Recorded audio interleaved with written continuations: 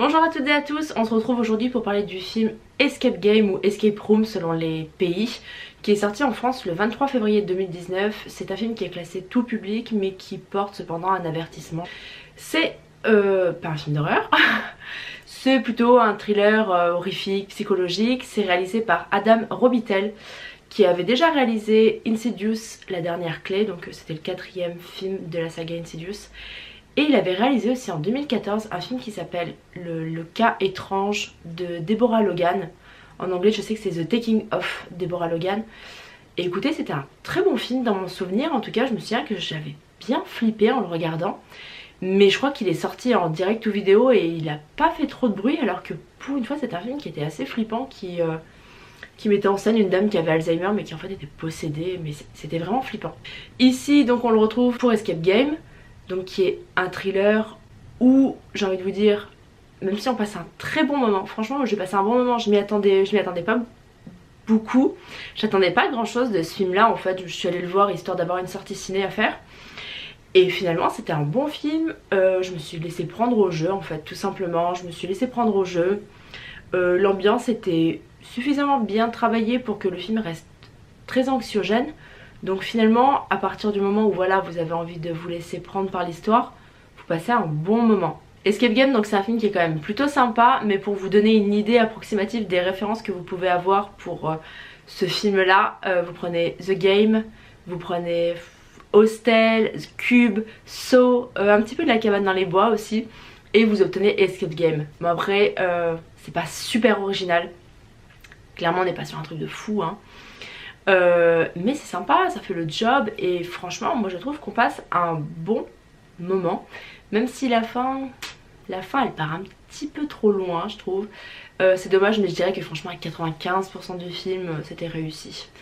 Et voilà, après encore une fois, si on veut du divertissement, ça fait le job, c'est cool. Moi c'est le genre de film que j'aime bien voir au ciné.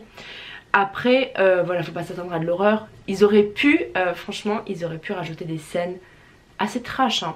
Je pense qu'il y avait moyen de faire des scènes assez trash, mais bon après voilà, c'était peut-être un parti pris pour toucher un public plus large et compagnie. Après ça m'a fait penser aussi au film du coup Unfriend Dark Web dont je vous ai déjà parlé sur la chaîne.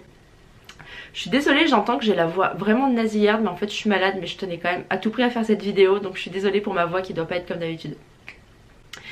Donc je disais, ça me fait penser un peu à Unfriend Dark Web, parce que là voilà, avec Escape Game on surfe vraiment sur la vague actuelle, donc de la folie des escape rooms, des escape games et compagnie. Moi personnellement j'en ai jamais fait parce que j'ai un petit fond de claustrophobie et je suis pas sûre de kiffer l'expérience à 100%. Donc pour le moment écoutez, j'en ai jamais fait, même si dans ma ville il y en a quand même pas mal qui en proposent. J'ai un peu d'appréhension.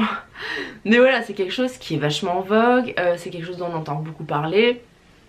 Et du coup, faire un film qui utilise voilà, ce procédé là, c'est une bonne idée parce que ça sort vraiment sur la tendance. Je pense que les gens qui aiment faire des escape games, des escape rooms en vrai, ils vont peut-être plus facilement être tentés par ce film là en se disant bah tiens, qu'est-ce qu'ils ont fait d'un concept comme ça en fait. Je trouve ça bien justement qu'il y ait des concepts réels qui soient exploités comme ça dans des films, parce que ça donne un aspect un petit peu plus concret finalement au métrage. Au niveau de la réalisation, franchement je trouvais qu'il était quand même bien fichu comme film.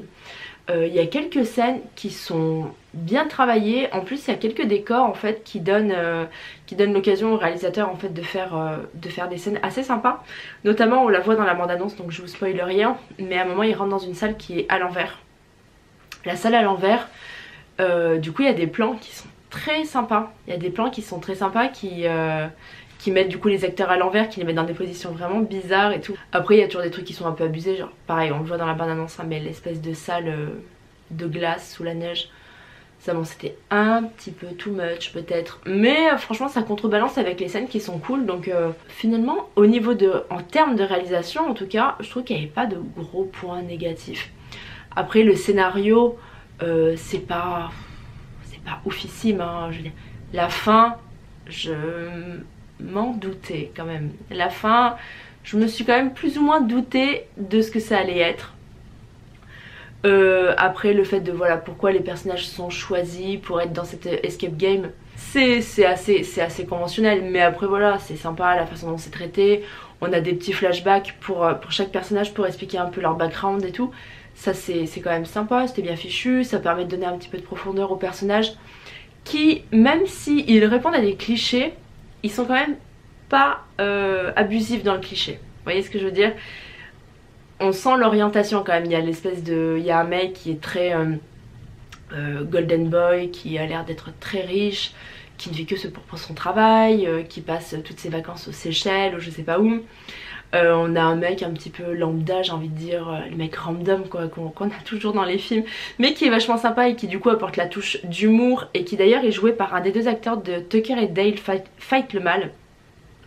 Si vous n'avez pas vu ce film, je vous le recommande, il est vraiment trop drôle, c'est une comédie horrifique mais vraiment parfaite. Il joue dedans et voilà pareil, il fait toujours cette espèce de personnage de gros nounours super drôle et tout. Moi j'aime bien, j'adhère.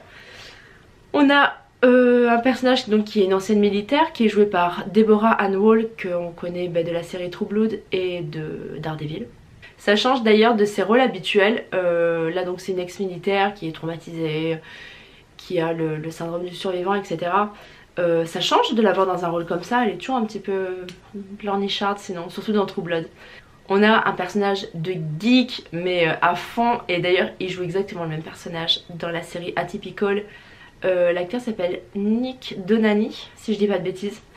Et franchement c'est le même personnage que dans Atypical, hein. Ça pourrait être lui qu'on a mis dans un film, c'est exactement le même, c'est un gros geek qui du coup est super fan d'escape game et compagnie. Donc lui il connaît à fond le concept, il est trop content dès qu'il y a des trucs super dangereux, lui il dit mais non mais c'est du décor. Lui il est à fond. Une jeune fille assez renfermée sur elle-même, un petit peu traumatisée, etc. Et le dernier personnage c'est un ancien toxico, un alcoolique, un jeune, voilà, qui a eu des problèmes et qui résout ses problèmes par les addictions. Donc voilà, on a ces 6 personnages là qui sont super clichés mais qui en même temps sont pas trop poussés dans le cliché. Donc ça va, ça les rend pas... Je sais que moi il y a des fois quand les personnages ils sont trop clichés, je sais putain mais ça fait 20 ans qu'on voit ça dans les films, arrêtez de nous mettre des personnages comme ça. Surtout voilà, on peut être un geek, on peut être un gros geek, on peut être un golden boy, etc. Mais on n'est pas obligé d'être toujours dans les extrêmes. Mais là franchement ça va, les acteurs je les connaissais pas tous, mais à part ceux que je vous ai cités, écoutez tout le monde remplit sa part du contrat, hein. En même temps ils ont pas... Ce qui marche bien dans ce film là, voilà, c'est la cohérence entre tous les personnages en fait quand les personnages sont en groupe.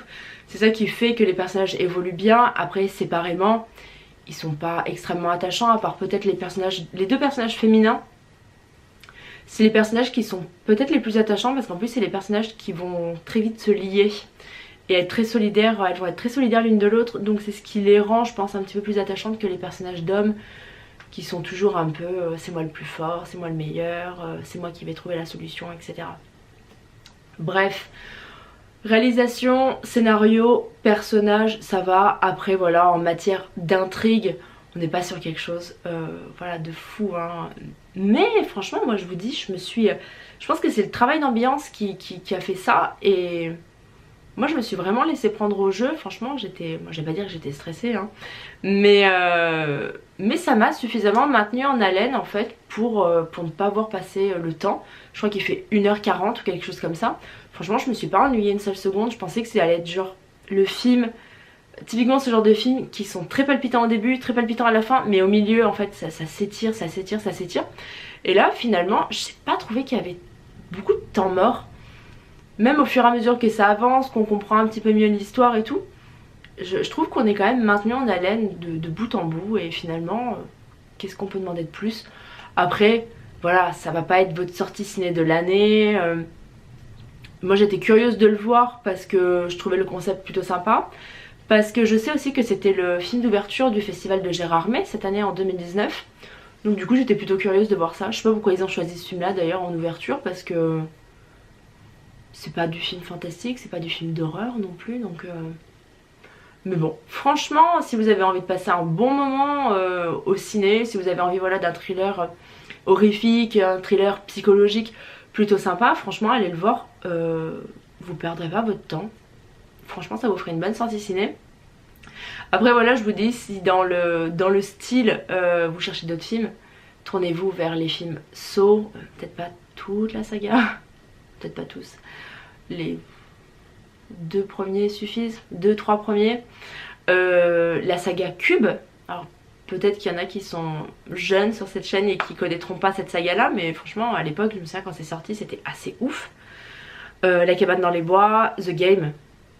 The Game, si vous n'avez pas vu The Game, franchement, mais foncez le voir, regardez-le ce week-end, hein. C'est vraiment un film génialissime. Après, dans l'ensemble, je pense que c'est tout ce que j'ai à dire sur ce film là. C'est pas le genre de film qu'on peut analyser pendant des heures et des heures. Pour ma prochaine vidéo, je vous prépare un sujet sur un film qui n'est pas sorti en salle en France, qui est dispo exclusivement en VOD depuis pas longtemps. Donc après je m'avance pas trop. J'aime pas trop m'avancer parce que je sais jamais si je tiens mes promesses. Mais a priori je vous ferai une vidéo sur ce film là prochainement, j'essaierai de la faire en début de semaine. Parce que sinon la prochaine grosse sortie horrifique c'est Us de Jordan Peele et c'est le 20 mars. Donc j'espère que je trouverai de quoi vous faire des petites vidéos entre temps. Voilà, j'espère que ma voix nasillarde vous a pas trop dérangé. Je vous dis à très bientôt. En attendant, n'oubliez pas de me laisser un petit pouce en l'air, de vous abonner à la chaîne si ce n'est pas encore fait. Vous pouvez activer les notifications pour recevoir un mail dès qu'une nouvelle vidéo est postée. Et puis commentez si vous avez vu le film, si vous l'avez pas vu, si vous avez envie de le voir, si vous n'avez pas envie de le voir. Quelle référence vous avez trouvé vous aussi au film. Et puis partagez la vidéo. J'ai aussi une page Facebook et une page Twitter sur lequel j'essaye d'être active. C'est assez étonnant mais j'essaye de tweeter régulièrement alors que j'ai pas du tout l'habitude. Donc voilà, n'hésitez pas à me suivre sur les réseaux sociaux et puis à partager la vidéo. J'ai bientôt 100 abonnés et je suis trop contente. Voilà, je vous dis à très bientôt. Salut!